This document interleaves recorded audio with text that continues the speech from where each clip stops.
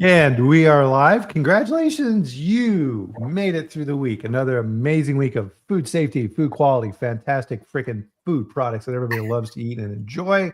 And if you work in food safety and quality assurance, guess what? Nobody notices if you're doing a good job. But guess what? Joe and I, wrong way. Joe and I, we know. And we're telling you, thank you very much. We appreciate all you do. If you're new to the show, welcome. Pull up a chair. This is the Food Safety Chat live and every Friday at this time, 8 a.m. Mountain Time, 10 a.m. Eastern. We go live on YouTube and LinkedIn, and we have a conversation with you around a food safety topic.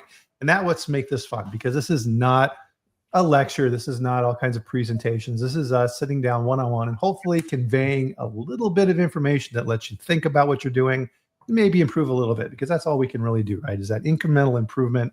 And if you pull something out of a conversation you have that lets you do what you're doing a little bit easier, a little bit faster, a little bit better, that's what we're doing. So with that, one of the things that we love to do here on the chat is we put in here, everybody, where in the world you are at. I am in Loveland, Colorado. We're going to have another beautiful day here today.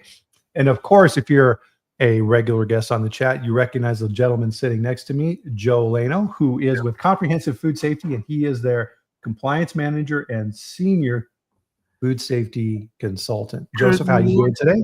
Good morning. Good morning. How are you? It's 10 o'clock. I feel like it's 6 in the morning. I'm so tired today. I was Friday tired by Tuesday. I live in a little town called outside of Charlotte, North Carolina. When I say I'm in the Charlotte metro, that's now become like an hour's radius from Charlotte. Metro's growing so big. Now, when we were doing prep earlier this week, it was raining like crazy. Still raining? It has no, not at this moment, but it's only 10 o'clock. My grass is literally up to just below my knee. I haven't cut it in a month because of all the rain. And every time it starts to dry, it's supposed to rain again. So I think when I'm done with you, I'm going outside to cut the grass. So it's gonna be one of these. Yeah. I got one of those zero turns and it starts bogging down, and so. It's okay, because come August, when we haven't had rain in 5 weeks, it'll be tumbleweed. So I guess it all balances out. As my friend used to say, it all comes out in the wash, right? It all comes out in the wash. So everybody, please, put in the comments. Let us know that you're here and you're joining us. Say hello and let us know where in the world you're at.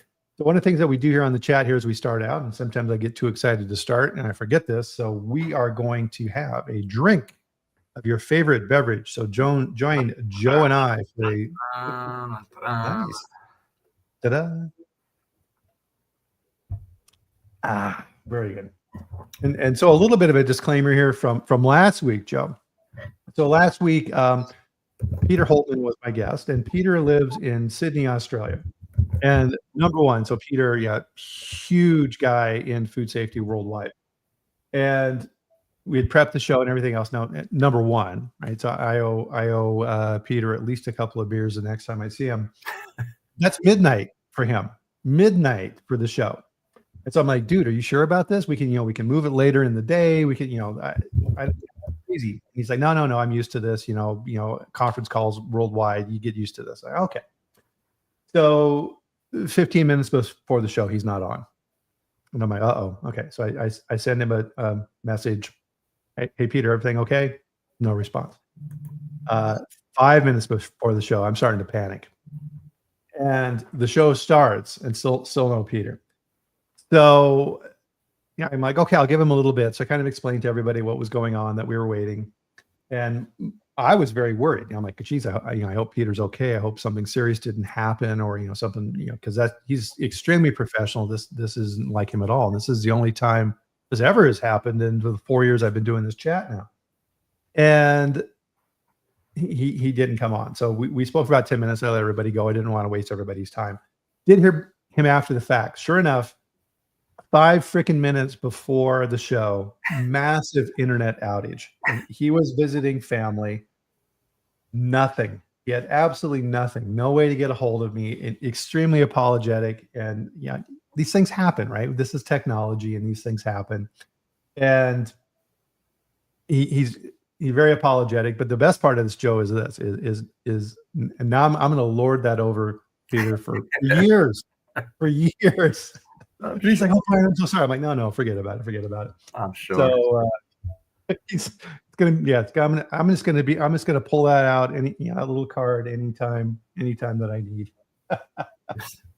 It's just like the last class I taught was a PCQI class, and it was supposed to start at 8:30. Like 8:29, my lights go out in my house. Like, you gotta be kidding me.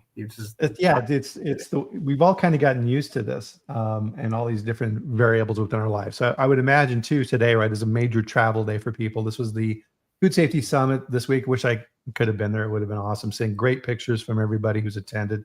Looked like it was a really good conference. I'm bummed out that I missed it. But we've got people from all over the world as usual. So Sanal's down in Georgia, Kira in Seattle, Mr. Kramer in Lubbock, and Jens in France. Awesome. I love that. So I worked for Bon Grand Cheese, and I also worked for Groupe Lactalis. So strong dairy presence and, of course, cheese in France. So thanks for joining us. Appreciate that. So with that, of course, Joseph, time for the dad joke. I must be in trouble. Everybody call me Joseph. Everybody ready for the dad joke? All right, here we go. Joe, why does the Norwegian Navy put barcodes on the sides of all their ships? Gee, Brian, I don't know. Why do they? Well, it's really quite simple, Joe. They do that so they can scan the Navy in. That has got to be the worst one I've heard. And the sad part is I wonder where you got that from. You gave it to me. So if there's anything to blame, if anybody doesn't like the dad joke, it's my fault. That guy right there. 200%. But actually, it's my kid's fault, because last year for Father's Day, they bought me a 1-page per day dad joke calendar, and I am rifling them off they just ignore my texts now. It's actually quite sad. Oh, there's nothing better than a good bad dad joke. Sure. So I'm excited about our show today, and Joe, you are the perfect person to do this show with. And as we were prepping for this, we're like, okay, what's something kind of cool? So what we're doing today is we're almost kind of doing like a TV show, kind of like a roundtable, right? Where we have a topic, and then we're taking sides on this topic and talking about it. And yeah, it's going to be kind of fun doing this and batting this back and forth. But really, there's a purpose behind this as well. In that, one of the things, Joe, in your role as an auditor, and when you put on that hat and you visit facilities, a lot of times we can sense when you go into a plant if there's going to be a problem, because a lot of times the food safety person, the quality team, the people who are responsible for the systems have a very black and white view of things. Mm-hmm. And they end up fighting with their teammates around this all the time, because you have to do this because SQF 2.1.2 says that you need to do this. And that's not a convincing argument. And one of the things that we talk about here on the chat quite a bit, Joe, is there's food safety and there's food quality. And a lot of times people, and I even saw this in the comments getting ready for this chat, is people get those things confused. And there's a area in between where people think that they're the same, and they're not.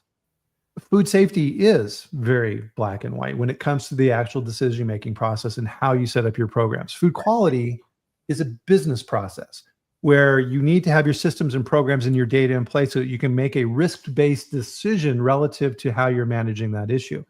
Two very different things. And a lot of times those get confused. And today we're kind of illustrating that with these questions. You would think that these are pretty black and white questions, but they're not. No. And you need to be able to understand both sides. If you're a negotiator, and we all are in food safety and food quality, if you're a negotiator, you need to be able to understand both sides of the equation of, okay, here's my position and what I want. The person sitting opposite me in this potential discussion, what's their viewpoint? What's their objective? What are they getting out of this? What are they looking for? What do they consider acceptable or negotiable, or how do I look at these type of things? And so if you're the quality manager in the plant and you're sitting down to talk with the plant manager about an issue, see their perspective. You're only going to be able to reach a mutually acceptable conclusion on these type of issues if you understand that other person's viewpoint and you're able to communicate to them your viewpoint. And if you're successful in that, guess what? Your career is going to do really well, isn't it? it's back to your point about it being black and white. I will agree that food safety is black and white. I think it has to be black and white. Yeah. Quality is nothing but gray. Mm-hmm. Because there's a lot of variables when it comes to acceptability for quality. Case in point was my little car breakdown I was alluding to yesterday. Yeah. Here I am driving one of the most highly rated cars in the, it's a Honda. Like, it's all these unbelievable reviews, right? And here I am trucking up along I-26 yesterday, and the heat shield just falls off. Like, zip ties fix that problem, but I've never had a car where that's happened before. Mm-hmm. So never mind on I-26, where I was, of course, just doing the speed limit. I was not exceeding the speed limit at all. No. Speed limit is the law. But I think we get confused between what food safety is, where the lines end, where the lines cross. Yeah. There's a lot of pros and cons to taking hard lines to one versus the other. So I agree 200%. Yeah. And that's a good point. I mean, to kind of illustrate that, let's look at something like product seal. So if you have a bag of shredded cheese, let's say, and you've got a seal that's not very good in that bag of shredded cheese, and air gets in, mold starts growing. Yeah. Going to get a complaint. Consumer's going to throw it out. You're going to have to figure out why that happened. Are people going to get sick from that? Probably not, right? Now, if you have that same seal issue in a can, right, and now you've got the potential for botulism, right? Very different parameters, and you need to, and that's why your risk assessment and understanding the variables with your product specific to your plant and your company and your risk profile are so important. And right, so you need to be able to figure out food safety, food quality, where do these things belong? And so that's kind of what we're going to do with our conversation here. So with that, so what we're going to do here for our conversation, we have 5 topics. So we got a ton to cover here. So we're going to state a position, and these are things that we hear in the chat and all over LinkedIn. We hear these topics all the time. One person is going to take a pro position on this statement. The other person is going to take a con position on this statement. And we want interaction on this. Jump in. We want everybody to jump in on this and join the conversation. And at the end of this end, we'll kind of talk about this a little bit, and we'll move on to the next topic. So it's kind of be a lightning round. And so with this huge disclaimer, the opinions stated in this broadcast are not necessarily the opinions of the people presenting those opinions, right? We're just taking a side. Or their employer. Or their employer, right? I'm even going to put this in here. These are not necessarily. Or their employer. Or future employers, shall we say, as well, because you never know. Well, Joe said. Yeah, exactly. A little clip on the internet. No, these are just. Well, Brian. So we're playing roles here, right? And so we could reverse this, right? Because part of this is, with this, it's like, well, which side do you want? Well, I'll take this side. You take this. Okay, right. That could easily be reversed. And that's a good sign. And this gets back to our initial prep on this conversation here, is you need to be able to understand both sides. So I think enough disclaimer. Let's do it. Are you ready? All right. Ding, ding. Let's go. So, all right.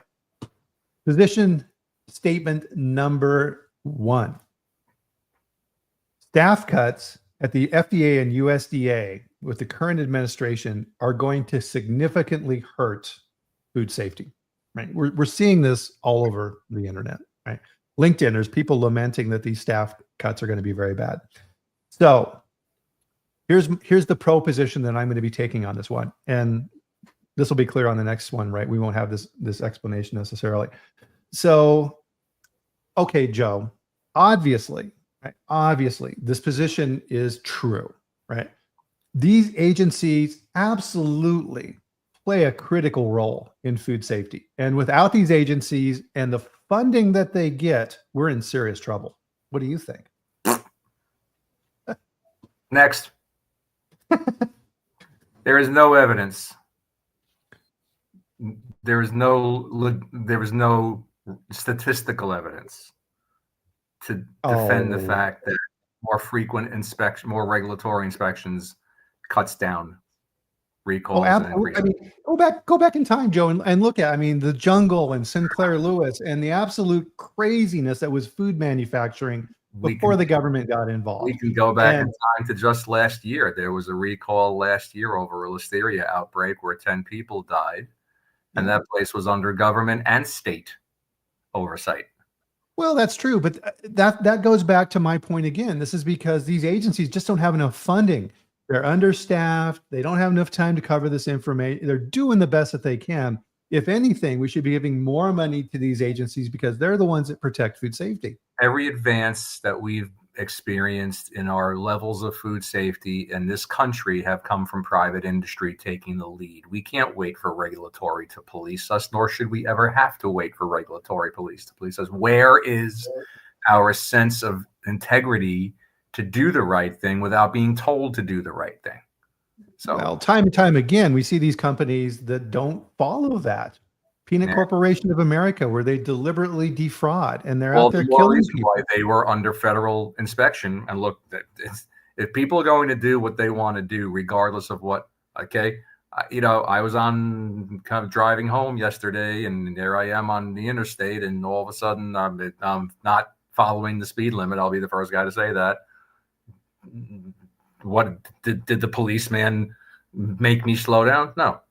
So the rules are the regulations are only as good as how much we're willing to obey them and how much we're willing to abide by them. We can't rely on regulatory to police us. We have to do it ourselves. Well, I think you're kind of making my point though then too. So we have bad players that are out there that are going to cheat. End of the day, we're on the same side. It's hard. It's hard to take that con line too long.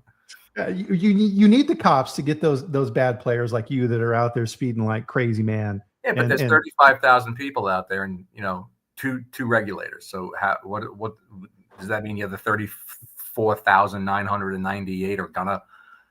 We have to be able to do it ourselves. There's no evidence to prove that or regulation controls things any better.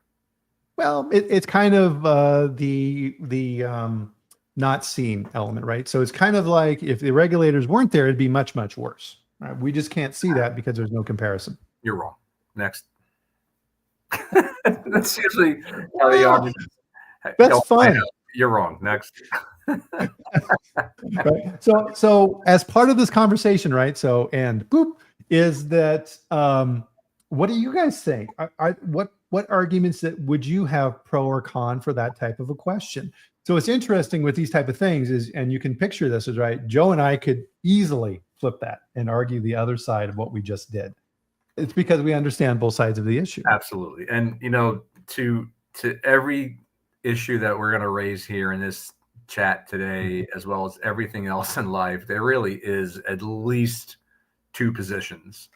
And it doesn't matter whether you believe you're right or you're wrong. It's your position. Everybody's entitled to their opinion, although I don't necessarily have to hear it, but everybody's entitled to their opinion. Everybody's entitled to feel the way they feel. Does it mean you're right? I don't know. But what I loved about your argument and what you did is you said, okay, that's an interesting position, Brian. Show me the data that it actually improves food safety. And I would agree that cutting the funding for FDA and USDA is not going to help the situation, but I do believe we cannot rely on them. We can't, and I think we learned that with the PCA scandal. And I think we've learned that with Boar's Head. We cannot rely on a government agency as good of a job as they do. And I believe me, I know lots of people, particularly on the FDA side. I know lots of state auditors here in the Carolinas who, they are deputized by FDA. They carry FDA credentials, and they're good people, and they really do a good job. But to your point, to the pro part, we need 30,000 more of them, and that's just not going to happen. We know it. No. So, well, and it goes back to. I'm sorry. Go ahead. Okay, I was going to say we can't as much. Now we're being serious. As good of a job as they do under immense staffing shortages, all the more reason why we can't rely exclusively on regulatory to police us. Right. We got to do it ourselves. We know what the laws are. We know what the rules are. We know what SQF says. We know what BRC says. SQF and BRC almost, I don't want to say identically, but they are exceptionally close to FSMA requirements. Yeah. 243 in SQF, the HACCP. Supplier approval in SQF is almost identical to subpart G in FSMA. So, we can make the argument to say, well, if we're compliant with that, it's a big dark pile of mud, and we've got to see our way through it. Yeah, I'll kind of end it here with what Sonal's saying here, right? So so wrong comment. That's not the one I wanted. Here we go. Is that FDA is responsible for protecting public health? Right. That's the normal viewpoint, but it's kind of like the cop analogy. I think works really well. Would you want in your neighborhood, a policeman posted outside your house? Right? No, it's not practical. It would be incredibly expensive. The best defense you have for your home and protecting your home are your neighbors, right? Your neighbors you're all watching out for each other. If something goofy is going on at your house and the neighbor sees it, right, they're going to let the cops know. The cops in a lot of ways are a reactionary force. Right? It's a bit snarky, and you hear these comments, right? If a murder occurs, the police are there to put the chalk outline around the body, right? They're not going to stop the murder. They're going to investigate the murder. We're trying. This is the analogy here with food safety, right? We're trying to prevent the murder. The best way to do that is locally, right, through your own monitoring and your own programs, and then hopefully you don't need to put a chalk outline around the recall. Fun. That was fun. I love this. Kira raises a good point about inspections are based on risk level, and while that's true and that's noble, I think the number was about one third of all food processors are defined as high risk. Yeah. So that does not mean that the other 2/3 don't deserve attention. You and I probably have 250 years in the industry together because we're as old as dirt. It's been the same since I got into the industry, and it hasn't gotten better, nor will it get better. So therefore, we have to take it upon ourselves. There's just no choice. Beautiful segue, which leads into our next proposition, Joe. Well, recalls are designed to catch problems before they go out. Our systems are much better than they used to be. And without these enhanced systems, recalls would be even higher. Well, I see what you're saying there, Joe, for this, but I don't agree with that. This is all speculation, right? Because recalls should be decreasing, but they're not. So from my viewpoint, all of these systems and programs that we're putting in place aren't doing a darn thing. They're not helping at all. Well, I don't know about that. I mean, just in the span of the last 15 to 20 years, when GFSI really took foot in food safety, we've seen such an increase in the number of recalls only because we're getting better at identifying it. They're without these identifiers, we'd have even more. Just a fact. Well, it almost goes back to our previous conversation around FDA, where I was saying that you can't tell. So does it really? I mean, we go through version after version after version of these standards, and it's almost more like a business now than anything else, that they're creating all these systems and programs. And I don't really see any change in this. And a lot of times, all these different standards that we have, it gets really confusing. And a lot of times these recalls that we're doing now too, aren't really beneficial to the public, right? They're just confusing people too. And it's really not beneficial because there's not a good mechanism for letting the consumers know. And it just seems like this is all just kind of speculation and we're going through the motions. You and I have been in the business a long time, and we've gone through multiple reiterations of programs, right? Going back to GMA. Remember GMA Safe, right? That was the precursor to GFSI. Yeah. And before that, there was another program and there was another program. It just goes on and on. I don't think these systems are really doing a darn thing. Well, imagine how much worse we'd be if we didn't have anything. You know, what little we have, and as hard as we try to follow them, imagine how many more recalls there would be without them. And you know, we should be lucky we have the systems we have in place. We should, so back to your prior point in our last conversation. On this one's hard, man. Let me tell you. Yeah. What's your data on that? You know, you're speculating just like on the last one. And you asked me, I'm asking you, what's your data showing that recalls would be higher if we didn't have these systems? Well, it's just there, Brian. You have to take my word for it. I mean, we trust in these things. So I mean, to your example with your Honda and the shield coming off the bottom of the car and making a lot of noise. Could have been a variety of different sources for that. It could have been the mechanic who did a bad job when you did the oil change and you didn't put the bolts in correctly, right? That's not Honda's fault, or is it? Now, should Honda have a program in the training system and put in new standards for training of that technician at the local dealership or the Jiffy Lube to make sure that they know how to put heat shields on correctly? Yeah. Yeah. So much for that 5-star rating. Yeah. No, this is a topic that I hear a lot it's if we're auditing and we're auditing and we're auditing, why are there more and more recalls? And it's a fair statement. And both the pro and the con in this topic have real valid arguments. Okay. I was doing an audit a few weeks ago, and this person had an axe to grind in general. And she says, well, you know, if you were as good as you are, or if you were as good as what did she say? If you were as good as I've heard you are, why are there so many recalls? I said, the recalls are my fault. I didn't know that, but thanks for letting me know. You know, part of it is, and I think number one, there's more visibility on recalls than ever before. Number two, we have to report them now.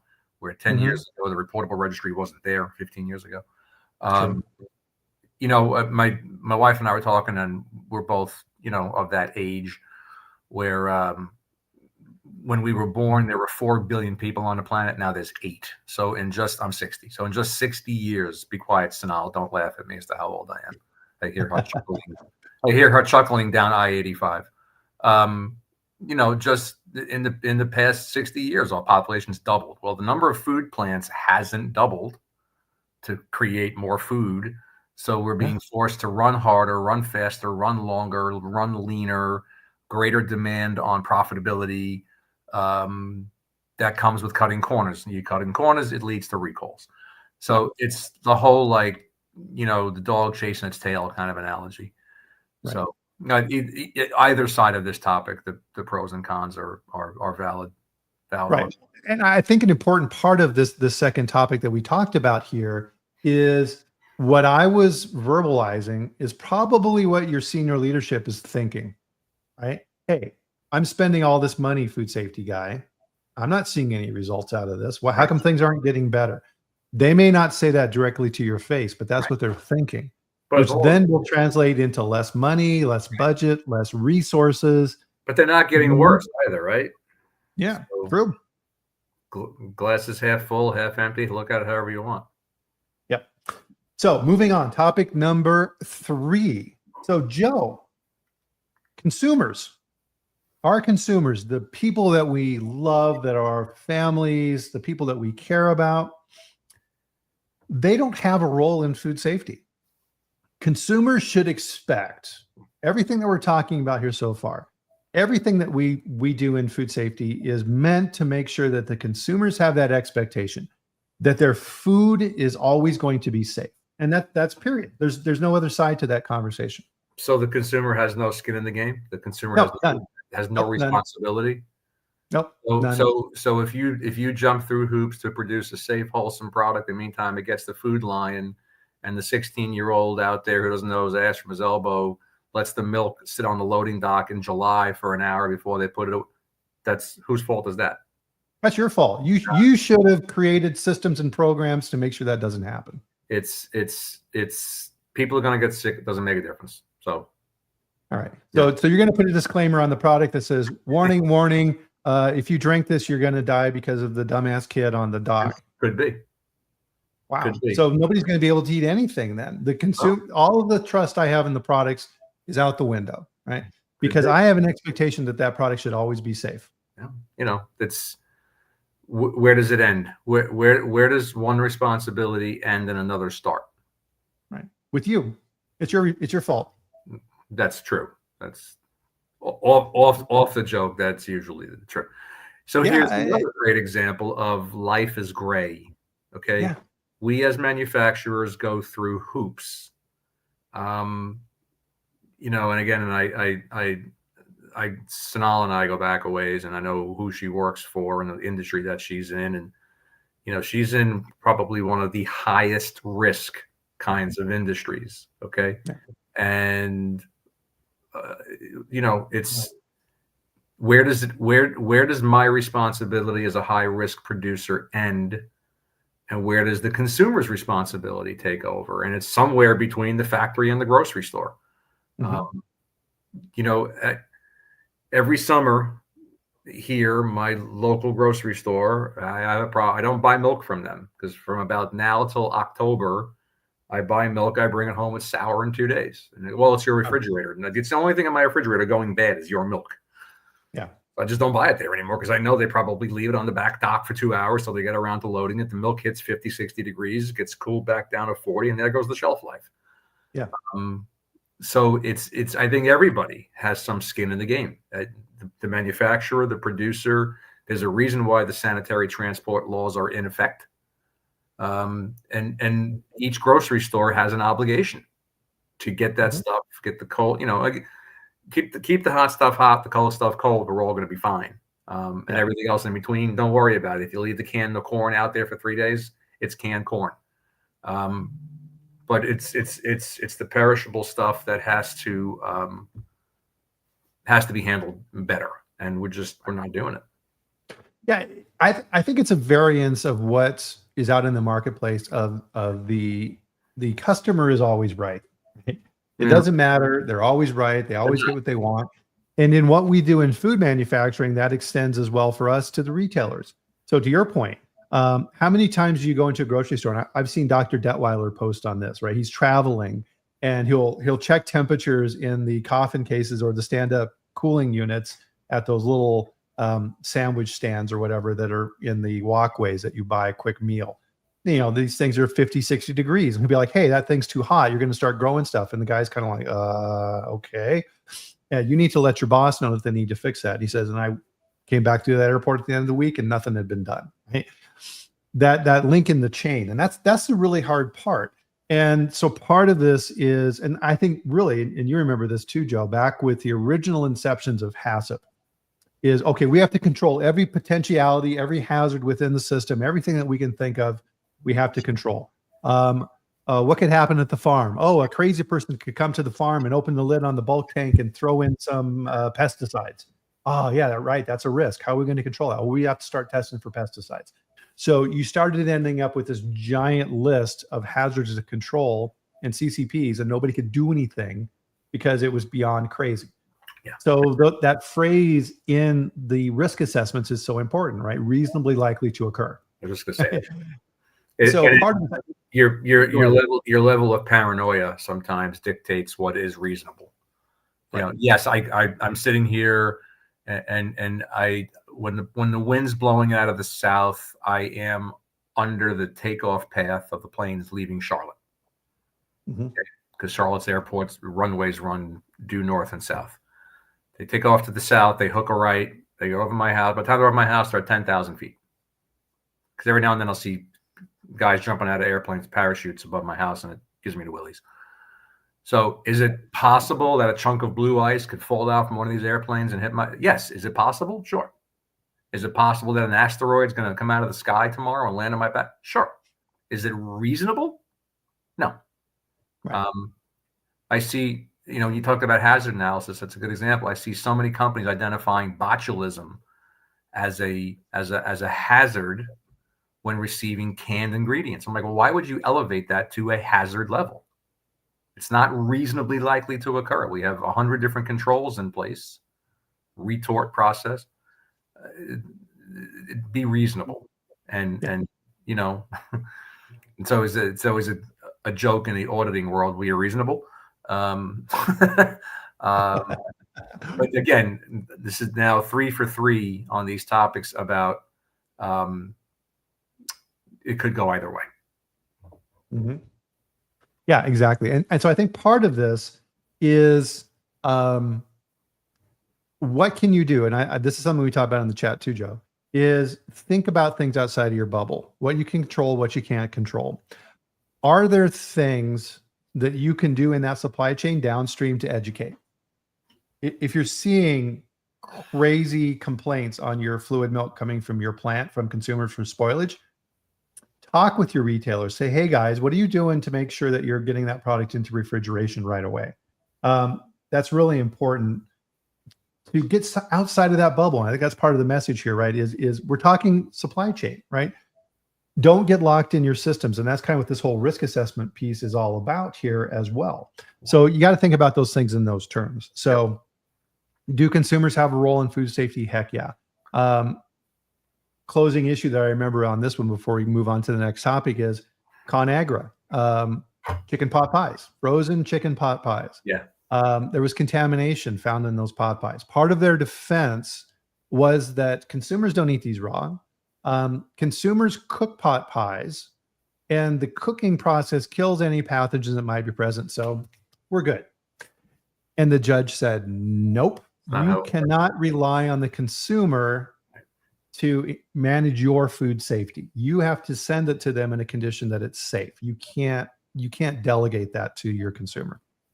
I was with a site recently, and they make a bakery item, and they go, well, it requires it's a raw dough. Like, well, it requires further baking by the further processing, so we don't have any CCPs. I'm like, huh? What? Yeah, well, no, it's all on the shoulders of the end user. Really? Really? You sure you want to take that stance? So yeah, I think when it comes to food safety, from farm to fork, everybody's got a little skin in the game.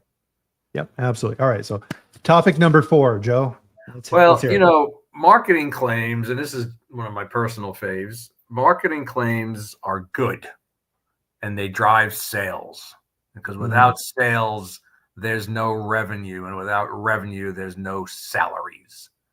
So marketing is good, and companies need to find unique ways to create more food.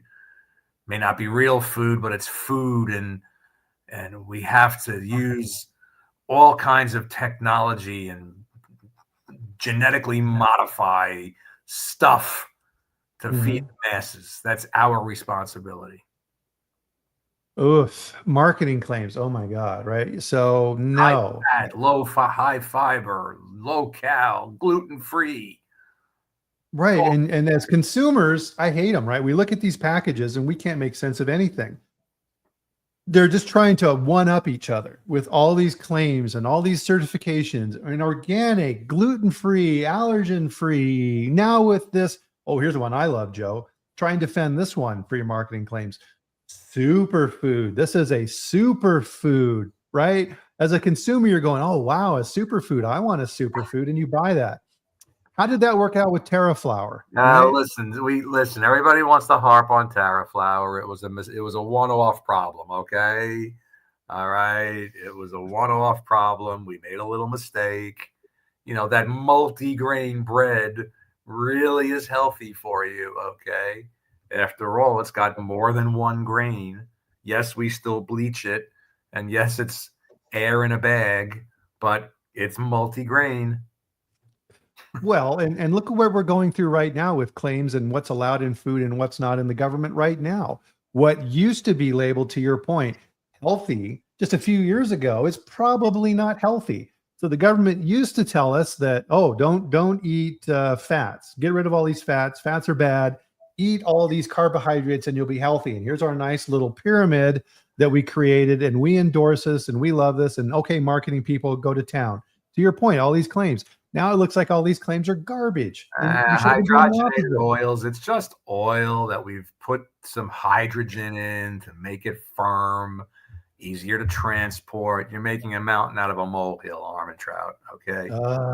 These marketing, so part of the problem, this is why in food safety we have so many issues. And back to the earlier point of recalls, is the marketing people, these things that they're doing, they bring in the money, like you just talked about. They're bringing in the money.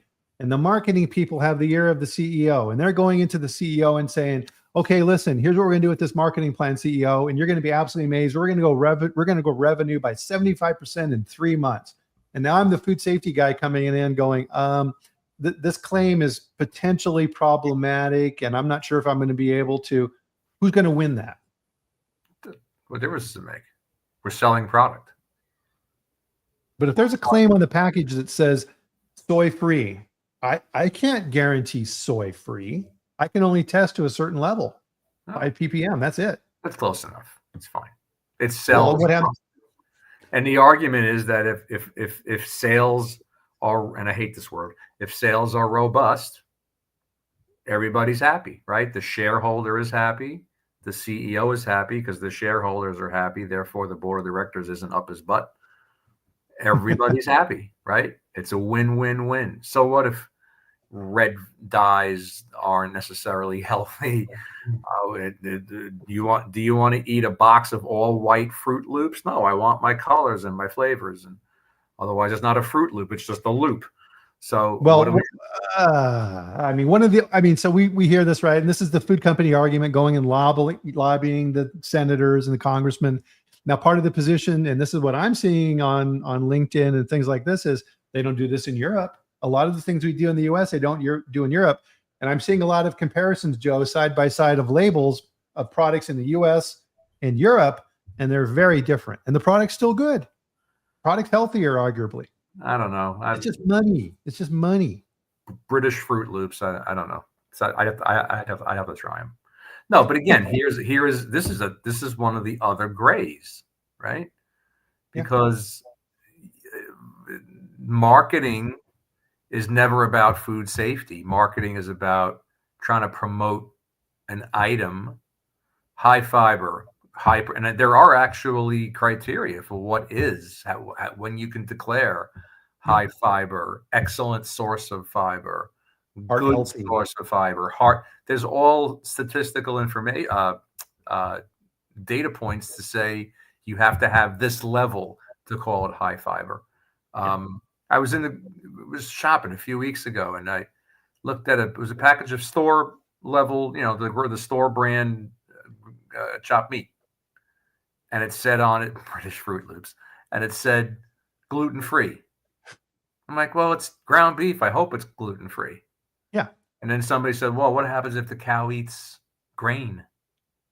And I'm like, it's not. Don't, just stop. Okay. Yeah. It's meat. It's gluten free. And then I saw on a package of fresh fish, gluten free. It's a fish. I certainly hope it's gluten free. Yeah. So marketing is there to sell, and that's their job. And that's okay, because without one of my very close friends, he's a VP of sales for a company, and I bust his shoes on a regular basis. Oh, you're working today? I thought you were like on the golf course, brokering a $20 deal on a golf course. Without sales, there's no revenue. And someday we're going to play that video about the one I talked about, the lap dance. It's a YouTube video, and it's a spoof of that courtroom scene in A Few Good Men. But sales drives revenue, and marketing drives sales. So it's all part of the necessary, I don't want to say evil, it's all part of the necessary chain to get the end result. If people don't like the marketing claim, they're not going to buy the product. They don't buy the product, there's no sales. There's no sales, we close factories. The people don't like the product. I bought my Honda because I am a big Honda guy. Well, parts of it are now laying on the highway.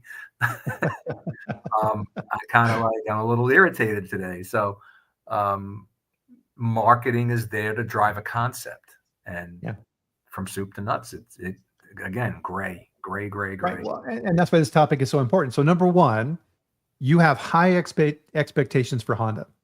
And the fact that it let you down, you're talking about it, right? You're letting people know. It's like, oh, that freaking Honda, you wouldn't believe what it did to me, right? I trusted Honda to not mess this up. And they did, right? If you were driving not a high reputation car and something like that happened, you'd be like, I kind of get what yeah, sure. I bought this car for 10 grand. What do I expect? Right. But your expectations change. And this discussion that we're having around this one, I want to make sure everybody gets this really clearly, is you're part of a team in your company. And you need to understand this position of how you're looking at it. You need to understand the other side. As Joe eloquently pointed out in this conversation, it's money, right? Revenue drives the company. We don't have a job if the company doesn't make money.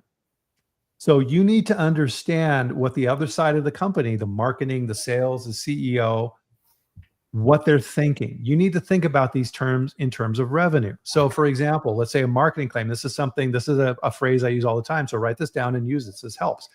Is complexity reduces margin. What do I mean? If you're putting on non-GMO and gluten-free and allergy certified and SQF, and you've got every claim that you add to that packaging means more work, and it's not additive, it's logarithmic in the cost to the company. So how is that actually eating into your profit margin? You need to understand that. The book, The Goal, should be a required reading for everybody in college, everybody graduating high school. And if you don't know the book, The Goal, go get it. It's an easy read. It's a fable. But the moral of the story is, and it changed how I operate businesses. I know about the theory of constraints and bottlenecks, and it helps with life stuff. If I see where the bottlenecks are in my life, I've got to either go around the bottleneck or pull it. I can't push it through the hole. It just won't fit. But what's the goal of every business? And because everybody on this call are a bunch of food safety nerds and weirdos. We're passionate about things that nobody else cares about.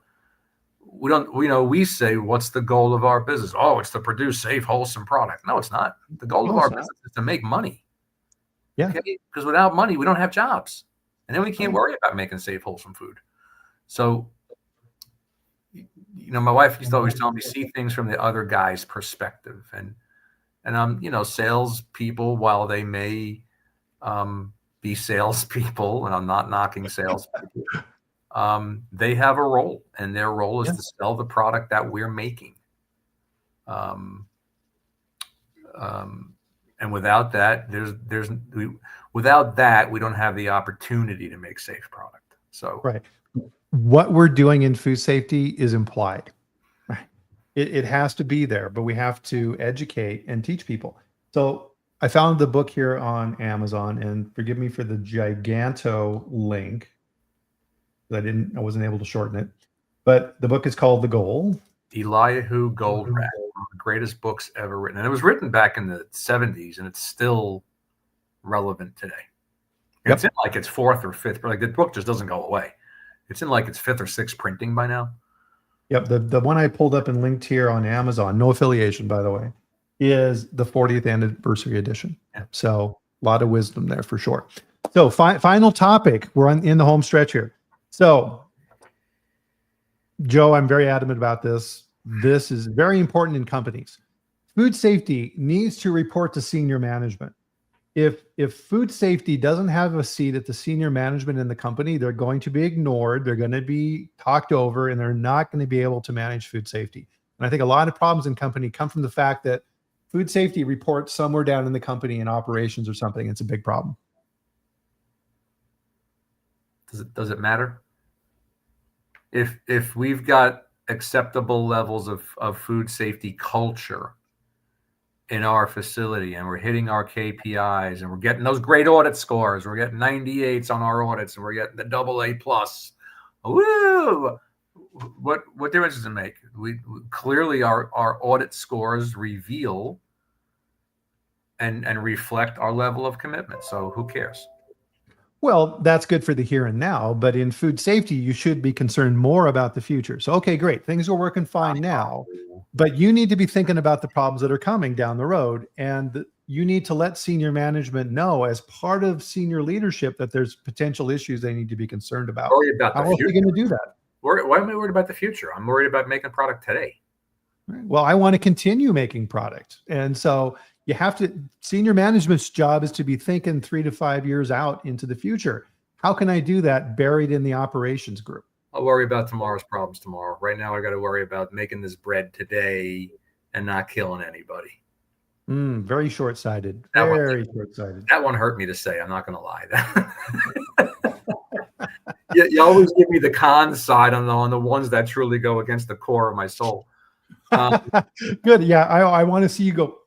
The blood pressure rose. I got my arms folded and I'm squeezing them into my chest, so it reminds me to keep breathing. For food safety to not have a seat at the table should be criminal in today's world, and I think we've learned this. These things happen. The boar's heads and the Bluebell ice cream and the PCA, these things happen. And if nothing good comes out of it, there ought to be some lessons learned. And certainly the lessons learned with Boar's Head, the lessons learned with Bluebell and Jensen and all these massive outbreaks is that where was food safety's seat at the table? Where was food safety's presence in the management meetings and the senior level meetings? Just made the news. I don't know if you heard it. A disgruntled employee from Disney was just convicted. Yes. He had hacked into I never heard this story and it blew me away. He had hacked into Disney's IT system and went in and changed the labels on some of the packaged foods that they sell. And he was erasing any information about allergens. So people were eating these. They didn't know there was peanut butter in it or tree nuts, and people were getting sick. And he was arrested and convicted to 7 years in prison and charged like $600,000 in fines, of which that money is going right back to Disney to pay for their attorneys. But we live in a sick, warped, twisted world sometimes. And Disney is, over the years I have learned they're on target with stuff. They don't miss anything. And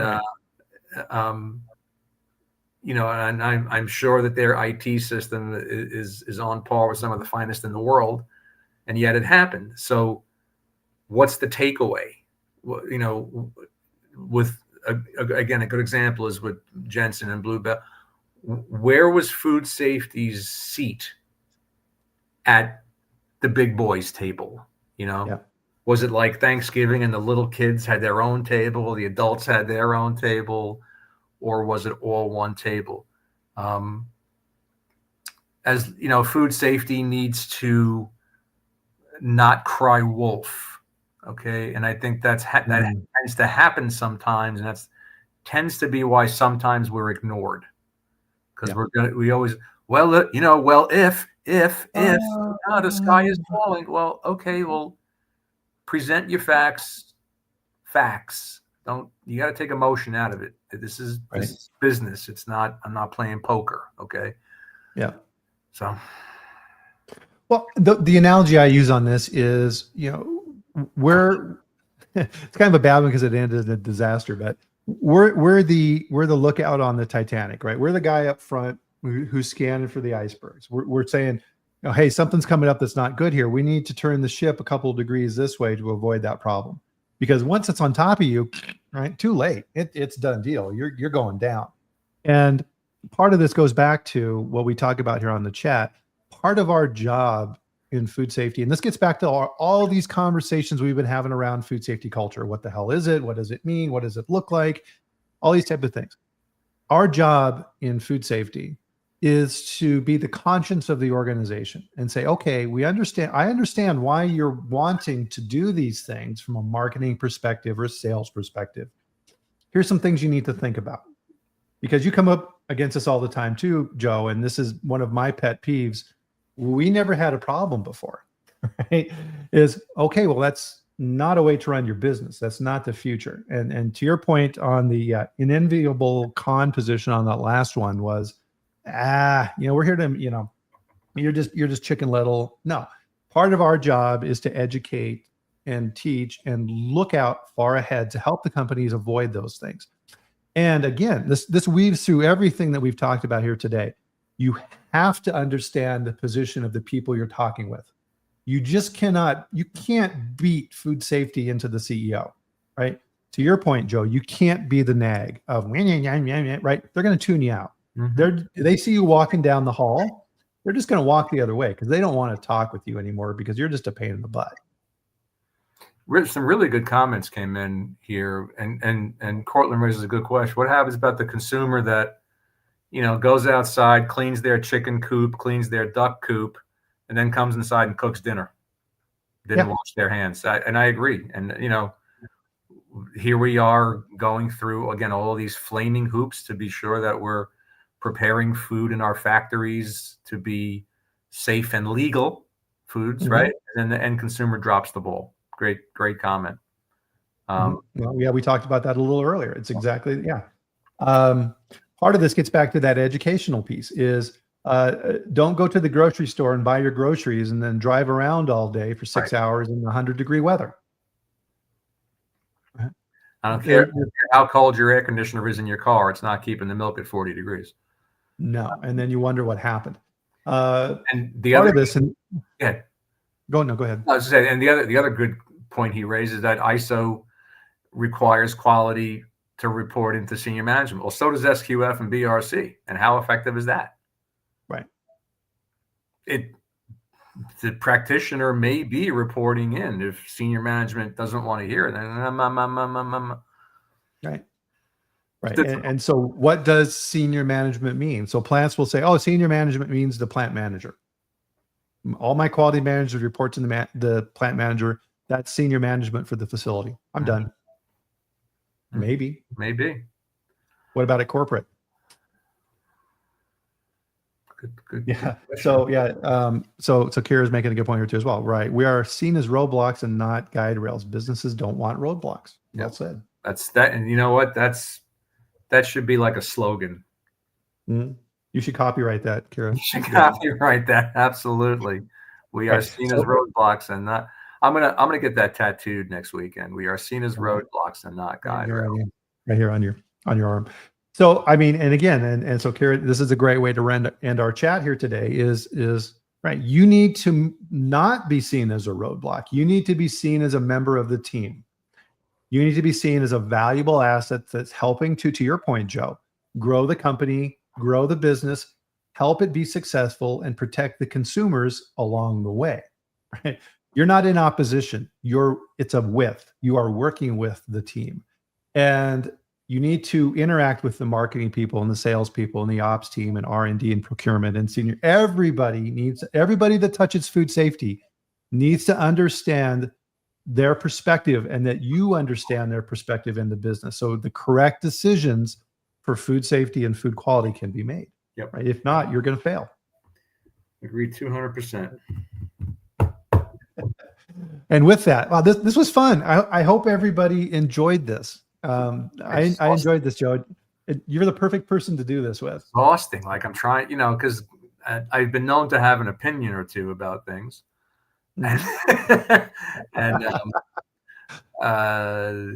taking some of these positions were hard because it goes against the core of what I believe in, but right. Why they call it acting, right?